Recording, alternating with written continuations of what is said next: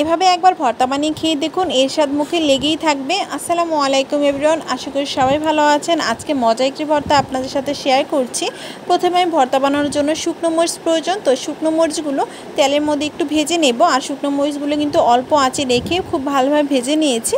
আর এখানে সেম ওই প্যানের মধ্যে তেলটা কিছুটা কমিয়ে সামান্য একটু তেলের মধ্যে দিয়ে দিচ্ছি পেঁয়াজ কুচি। কারণ এই পেঁয়াজ কুচিটা আমি কিছুক্ষণ নেড়েচেড়ে একটু ভেজে নেব। একেবারে বেরেস্তার মতো করে ভাজবো না, হালকা একটু সফট আসা পর্যন্ত একটু ভেজে নিয়েছি। এখন নামিয়ে এখানে টমেটো নিয়েছি, আর টমেটোগুলো কিন্তু মাছ বরাবর কেটে নিয়েছি। একটি টমেটোকে আমি 2 টুকরো করে নিয়েছি মাছ বরাবর কেটে। আর এখানে কিছু বেগুন নিয়েছি, আর বেগুনগুলো কিন্তু একটু পাতলা পাতলা করে কেটে নিয়েছি। সুন্দরভাবে মাছ বরাবর একটু করে একটু চেড়ে নিয়েছি। এখন আমি একটি প্যানের মধ্যে বেগুনগুলো আর টমেটোগুলো একসাথে দিয়ে দিচ্ছি, কারণ এই বেগুন আর টমেটোগুলোকে আমি একটু ভেজে নেব, একবারে পোড়া পোড়া করে ভেজে নেব তার জন্য। এখন প্যানের মধ্যে দিয়ে এর উপর দিয়েছি সামান্য একটু লবণ দিচ্ছি, যেন এই সবগুলো একটু সফট হয়ে যায় টমেটোটা বেগুনটা। আর এখন দিয়েছি সরিষার তেল। এখানে 1 টেবিল চামচ পরিমাণ সরিষার তেল দিয়ে দিলাম। দিয়ে আর কোনো নাড়াচাড়া করব না, ঢাকনা দিয়ে ঢেকে রেখে দিয়েছিলাম 2 থেকে 3 মিনিটের মতো। এরপর ঢাকনাটা উঠিয়ে নিচ্ছি, উঠিয়ে দেখছি যে এগুলো কতটুকু হয়েছে এক পাশ। তো দেখে এক পাশ কিন্তু খুব ভালোভাবে লাল কালার চলে এসেছে। এখন একটু উল্টিয়ে পাল্টিয়ে নিচ্ছি, উল্টিয়ে পাল্টিয়ে আবার অপর পাশ সুন্দরভাবে ভেজে নেব। মোট কথা আমি বেগুনগুলোকে একেবারে পোড়া পোড়া করে ভেজে নেব, আর টমেটোগুলো পোড়া পোড়া না হলেও চলবে।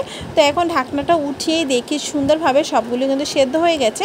তাই এখন আমি টমেটো আর বেগুনটাকে একসাথে মিক্স করে নিয়েছি, আর এরপর মিক্স করে কিছুক্ষণ নেড়ে চেড়ে আমি এটা রান্না করে নেব, যতক্ষণ না পর্যন্ত এই বেগুন আর টমেটোর মধ্যে যে পানিটা থাকে সে পানিটা একেবারে শুকিয়ে যায়। দেখুন পানিটা কিন্তু একেবারে শুকিয়ে গেছে। এখন আমি নামিয়ে নেব, নামিয়ে এই ভর্তাটা করে নেব। এখানে আমি নিয়েছি ধনিয়া পাতা, আর যে পেঁয়াজ কুচি একটু ভেজে নিয়েছিলাম সে পেঁয়াজ কুচিটাও নিয়েছি, সাথে নিয়েছি শুকনো মরিচ। আর ধনিয়া পাতার সাথে শুকনো মরিচ সব কিছু নিয়ে সুন্দরভাবে মিক্স করে এখন আমি ভর্তাটা করে নেব। আর হ্যাঁ, আমি যখন বেগুন আর টমেটোগুলো সুন্দরভাবে ভাজার জন্য নিয়েছিলাম তখন কিন্তু কয়েক কোয়া রসুনও নিয়েছিলাম, কারণ রসুন ছাড়া কিন্তু কোনো ভর্তাই খেতে ভালো লাগে না। তো এখানে কিছু রসুন নিয়েছিলাম, আর রসুনগুলো কিন্তু খুব ভালোভাবে সেদ্ধ হয়ে গেছে। এখন হচ্ছে ভর্তা বানানোর পালা। এর মধ্যে সামান্য একটু লবণ দিয়ে সরিষার তেল দিয়ে সুন্দরভাবে আমি এখন ভর্তাটা করে নিয়েছি। আর এই ভর্তাটা কিন্তু গরম গরম ভাতের সাথে খেতে অনেক বেশি ভালো লাগে। আপনারা চাইলে বাসায় ট্রাই করতে পারেন, এটা এতটা মজার যে ট্রাই করলেই আপনারা বুঝতে পারবেন। আজকের জন্য এই পর্যন্ত, সবাই ভালো থাকবেন। আল্লাহ।